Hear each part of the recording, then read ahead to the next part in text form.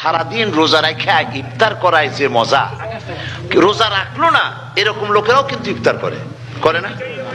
পুরান ঢাকায় আছে, ঢাকা তো কয়েকটা এলাকা আছে, পুরান ঢাকার লোকেরা নাকি বলে যে যারা রোজা রাখে না তারা বলে যে রোজা না রাখে একরকম পাপ করছি, আর ইফতার না করে কবিরা গুনাহ করবো নাকি, ইফতার তো করাই লাগে। তো খুব মজা করে ইফতার করে তারা। তো সারাদিন রোজা রেখে পেঁয়াজি ছোলা বুট মুড়ি খাওয়ায় যে মজা, সারাদিন ভাত খাইয়া তারপরে ইফতারের শরীক হওয়া, ছাগলে ঘাস খাইলে যেমন লাগে ওইরকম তার মুখে লাগে, এই মজা পাবে না।